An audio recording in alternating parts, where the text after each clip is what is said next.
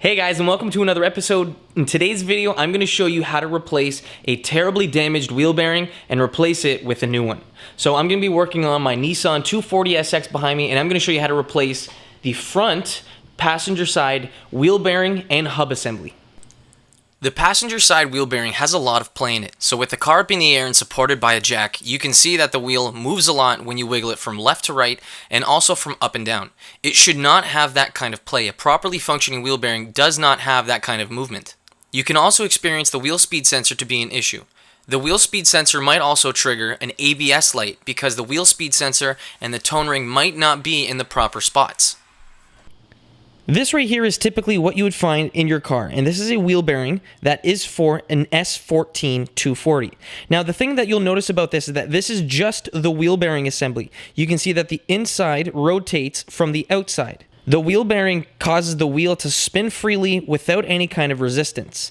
Now, typically, you should be able to replace a wheel bearing from your hub assembly, but for my vehicle, because I have ABS, for whatever reason, you cannot replace just the wheel bearing. What you need to do is purchase a whole new hub and bearing assembly. So off camera, I went ahead and removed each one of the lug nuts. I removed the wheel from the car. I disconnected the brake caliper along with the bracket that holds the brake caliper in place. I removed the brake pads, the shims for the brake pads, the brake rotor, the dust cap for the locking nut found right here in the center of the screen. I used a 32mm socket to remove it, and this is the wheel bearing that has the play in it. I want you guys to be able to hear this because it is gross on how disgusting this is. Have a listen. You hear that like kind of grinding? That means that the bearing itself is shot. What I'm going to be doing today is replacing the broken hub assembly and wheel bearing all in one shot and replacing it with a brand new OEM one from Nissan. I, for the life of me, could not find an aftermarket one, so what I had to do is buy a brand new one from Nissan. This right here is the part number, and if you guys are looking to do this exact same job, I'll have the tools and the parts found in the description box. Looking inside the wheel bearing, you can see that there's a decent amount of gunk and crap that's in there. You can see that the grease itself is not exactly a nice uniform color. It's kind of gross. There's like little bits of dirt and everything in there because it's not sealed, and because of that, the wheel bearing has play and it's starting to make a grinding noise. The new one, however, is not like that at all. It's completely sealed. There's no play whatsoever, and that's what you should expect from a genuine part. Since my car is front engine, rear wheel drive, I don't have any power going to my front wheels. So the only thing that my front suspension does is pretty much absorb bumps and steer. I have the steering up front, which is standard on almost every car, and that's what's going on up here. So what that means is that I don't have any axles that are going to right here.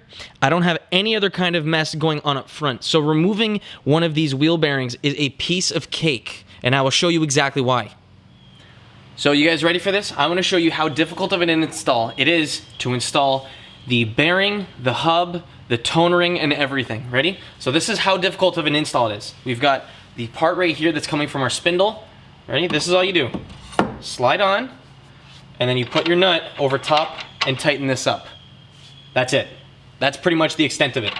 But before I go ahead and slide it on, what I'm going to do is I'm going to apply a little bit of anti-seize on here so that it's going to come off nice and easily down the road. It didn't give me any problems, but at the same time, there was a little bit of anti-seize on there beforehand. So I'm just going to grab a little bit of this stuff and just dab it on there. You don't need a ton of it. You just need a tiny bit to get this done. So once you have a little on there, you just work it in with your finger until everything has a nice little coating on it. And then just throw this on there like that. Taking this off is pretty much the exact same way. Now, if it is going to be difficult, if you want, you can rent a puller or even buy a puller to help remove the entire thing from the spindle. Once you remove your axle nut, if this is being a pain in the butt to remove, you can use a little puller like this that literally slides around the entire perimeter of the entire hub and wheel bearing assembly, and then all that you do is you tighten up this end right here, and what will happen is the entire thing is going to pull straight out, just like that. But for this car, it's not necessary at all. The only kind of puller you need is this one right here. That's pretty much it. The wheel speed sensor that's found right here goes off of the tone ring that's found on the hub. So it should not come in contact with it, and it should move nice and freely just like that. If it does come in contact with it, make sure that this is properly installed. You shouldn't have to touch this when you're replacing the bearing, but if you do, that's the mechanism behind it. The wheel speed sensor works off of a magnetic ring right here, and it just goes off of these two little components right there. Once your axle nut over here is installed, this should be fully tightened and should move nice and freely. With the axle nut torqued to the hub, you need to punch the sides of the nut to keep the axle nut from backing off from the road vibrations that travel through the wheel. I'm using a hammer and a punch to get this done. With both sides done, you'll need to install the dust cover that covers the internals of the wheel bearing from the outside elements. If the dust cover does not make a good seal on the hub, that means it has the possibility of prematurely failing. Next up comes prevention. We will eventually need to replace our brake rotors, and when that time comes, we wouldn't want the rotor to corrode to the hub, making it very difficult to remove. So that's why I'm applying some Permatex anti-seize on the face of the hub to prevent that from happening. You don't need to cover every single square inch, however the most important spots are the parts between the studs and around the hub bore. That is where the most amount of corrosion happens, and if we can make sure that those areas are covered, removing the brakes down the road will be a piece of cake. After that, the brake rotor can be mounted to the hub, followed by the brake caliper carrier. There will be two 19mm bolts attaching it to the backside of the knuckle that need to be installed. There's going to be one found on the top of the bracket and another found on the bottom. This is also a prime opportunity to see if your slider pins are well lubricated. Since I just did a brake service a few thousand kilometers ago, everything should be operating just fine. But if they aren't, you can re-lube them with a lubricant that I'll be linking in the description box. Next up comes the install for the brake pad shims, followed right after by the brake pads themselves. Be sure to install the pads with the squealers towards the inside of the car, with the regular brake pad facing towards the outside of the car. After that, you can attach the brake caliper up to the carrier and then install the two bolts through the caliper into the ends of the slider pins. Again, there are two of them, one found on the top and one found on the bottom, and those are both 14mm bolts. And there you guys have it. The entire hub assembly and everything is now mounted in, installed correctly, and good to go. So at this point, we can grab our wheel and tire, throw it back on the car, put our lug nuts on, torque them up, and then we're set. Now, before I finish up this video, I first want to address what you guys are probably going to be commenting on. Yes, these struts. The struts do look a little bit gross, but these are the stock struts that are found on the car. Now, I am waiting patiently for something to arrive, and you guys might have an idea as to what it is. What I'm going to be doing is going to be something that you guys are going to be really happy about. So you're seeing everything inside the wheel well to be really nice, except for the strut.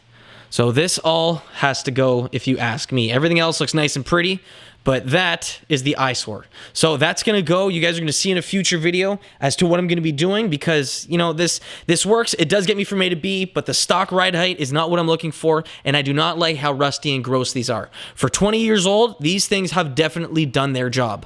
I'm going to be getting rid of them and changing them out for something much better.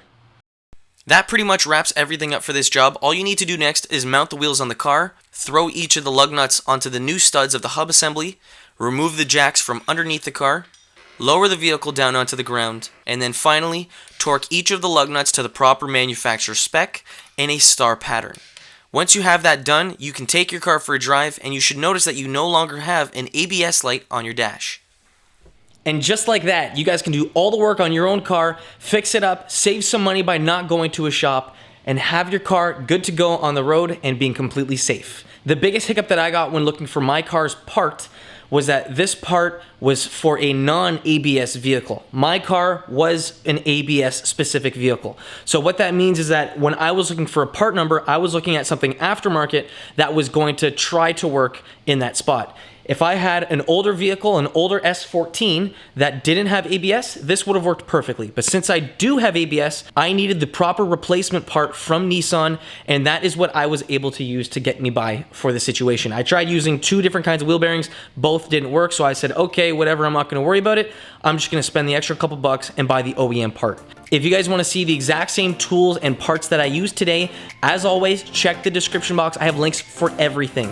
I make it super easy for you guys. All you gotta do is scroll down, click, and it will direct you to Amazon where you guys can buy the exact parts, tools, and whatever that I used for my videos. If you guys have any questions regarding this video or anything else for that matter, throw it down in the comment section below, and I'd be more than happy to help. Again, guys, thanks for watching. I'll catch you in the next one. Peace.